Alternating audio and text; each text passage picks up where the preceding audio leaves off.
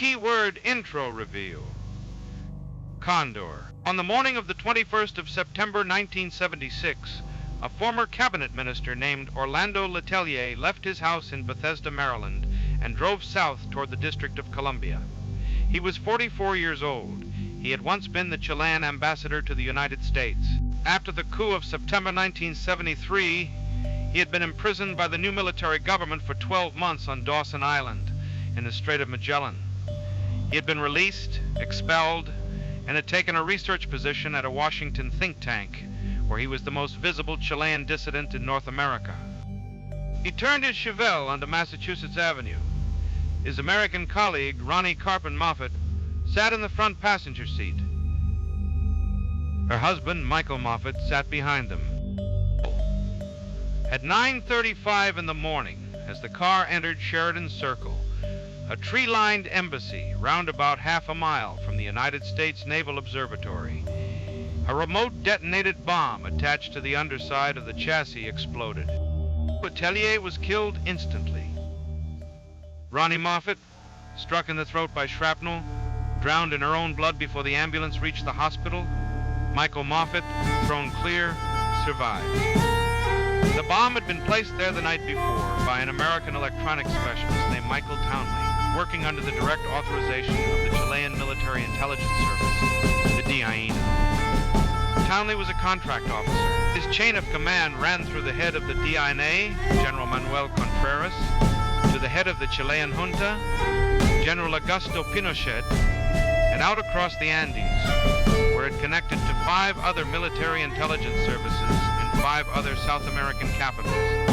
The killing of Orlando Letelier on Sheridan Circle was the last successful operation of a transnational assassination network, whose existence the United States government had been briefed on, had monitored, and had, in the language of one declassified CIA cable, chosen not to discourage. The network had a name.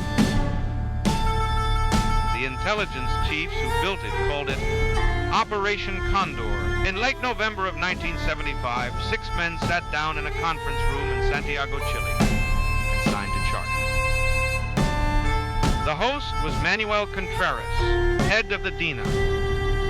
The signatories represented the military intelligence services of Argentina, Uruguay, Paraguay, Bolivia, and Brazil. Within 2 years, Peru and Ecuador would attach themselves as junior partners. Together, the participants spoke for governments that controlled the southern 2/3 of South America, roughly 140 million people. Every one of those governments a military dictatorship, every one of them at war with its own population. The charter committed the signatories to 3 things. They would share intelligence on left-wing dissidents, communists, socialists, trade unionists, Catholic activists, university students, anyone the regimes had labeled subversive.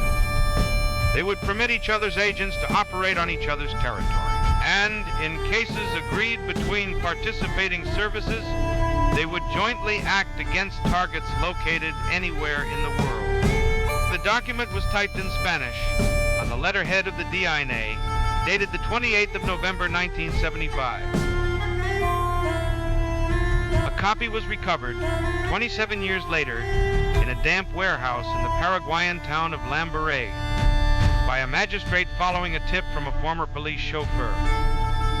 The recovery is now known as the Paraguayan Archive of Terror. Roughly 700,000 pages of internal correspondence between the 6 member services. It is the most complete written record of a state-organized killing program ever assembled. Internal Condor documents describe 3 operational phases. The first phase was a shared computer database, primitive by modern standards, run on a leased machine in Santiago, listing the names, photographs, aliases, and known movements of approximately 50,000 persons of interest. Telex connections ran from Santiago to Buenos Aires, Montevideo, Asunción, La Paz, and Brasilia. Updates flowed daily. The second phase was joint capture and transfer.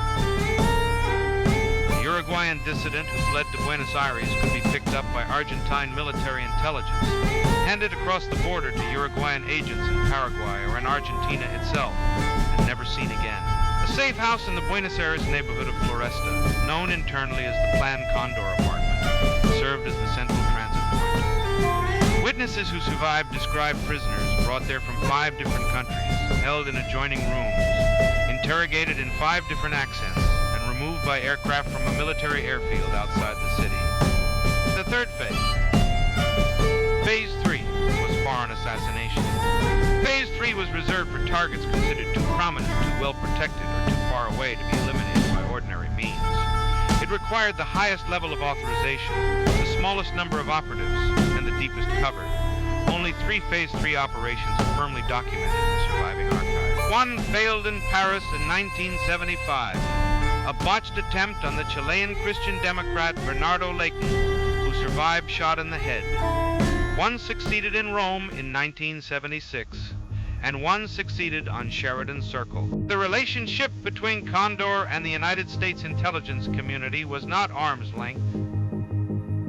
It was, by the documented record, close. The CIA cable dated August 4, 1976, 6 weeks before the Letelier bombing, described Condor in detail, named its phases, and identified Contreras as the operational director. The director of Central Intelligence at the time was George Herbert Walker Bush. The Secretary of State was Henry Kissinger. The cable's distribution list included both of them. On the 23rd of August, 1976, 8 weeks before the Sheridan Circle bombing, the State Department drafted a démarche to be delivered to the governments of Chile, Argentina, and Uruguay. The text expressed concern about Phase 3. It warned that assassinations on the territory of friendly third countries would damage relations. The démarche was approved by the Assistant Secretary for Inter-American Affairs. It was reviewed by Henry Kissinger. It was not delivered. Kissinger's staff later explained that the Secretary had instructed the démarche be held pending further review. No further review was conducted. On the 20th of September 1976, the démarche was formally withdrawn. The bomb on Sheridan Circle exploded the following morning. A declassified internal CIA history, released in 2016, records that the agency had been aware, through human sources inside the DINA, that a Phase 3 operation against Letelier was being planned. The history does not say what the agency did with the information. The relevant paragraph is followed, in the redacted version, by 4 blank lines. The Condor archive does not produce a final body count. The 6 member services kept separate registers, in separate languages, with separate definitions of who counted as a victim. The Argentine Truth Commission, working in 1984, documented approximately 9,000 confirmed disappearances inside Argentina alone, and estimated the true figure at closer to 30,000. The Chilean National Commission on Truth and Reconciliation, the Rettig Report, documented 2,279 deaths inside Chile and tens of thousands of torture cases. The Uruguayan service was smaller, but proportionally one of the most lethal in the world. Paraguayan, Bolivian, and Brazilian figures, less completely investigated, raised the network's combined human cost to an estimate that researchers now place above 60,000 killed and roughly 30,000 disappeared. The disappearances are a category of their own. Condor's standard procedure was to deny that the victim had ever been in custody. Bodies were dropped from aircraft into the Rio de la Plata, into the South Atlantic, into the Pacific off the Chilean coast. Families who searched for relatives were told they had emigrated or had joined the guerrillas or had never existed. In several documented cases, the regimes used the disappearances as a deliberate tool of psychological warfare against the broader opposition. To not have a body was, by design, worse than to have one. The first significant declassification came in 1999, during the Pinochet extradition proceedings in London, when the Clinton administration released approximately 24,000 pages of State Department, CIA, and Defense Department records on Chile. Paraguayan archive of terror, recovered in 1992, was digitized and indexed across the following 2 decades. The Cornell University Chile Declassification Project consolidated the American releases. In November of 2025, 6 months ago, the United States National Security Archive published electronic briefing book number 910, drawing together every declassified Condor cable into a single searchable record. Number 910 is, the editors note in their preface, almost certainly not the final tranche. Some of the most sensitive material, the communications between Kissinger's office and the relevant station chiefs in August and September of 1976, remains redacted. Manuel Contreras died in the Chilean military hospital in 2015, serving a cumulative sentence of more than 500 years. Augusto Pinochet died under house arrest in 2006 without ever standing trial. Michael Townley entered the United States Federal Witness Protection Program, served 62 months in prison, and is, as of this writing, still alive under an assumed name somewhere in the American Midwest. Henry Kissinger died in November of 2023. The Demarche file remains in the State Department archive, marked canceled. See attached. The attached page is missing. Transnational repression, the practice of regimes reaching across borders to silence dissidents abroad, has, in 2026, returned to the open political vocabulary. The government of El Salvador in 2024 and 2025 accepted the transfer of deportees from the United States into a maximum security prison whose internal procedures it does not allow outside observers to verify.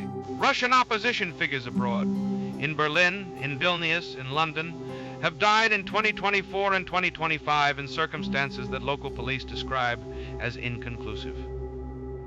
The People's Republic of China, through the program it calls Operation Fox Hunt, has been documented in 17 countries, pressuring overseas Chinese nationals to return home for prosecution. The Interpol Red Notice system, designed in another century to catch ordinary criminals, has been used repeatedly by member states to harass political exiles. None of this is Condor.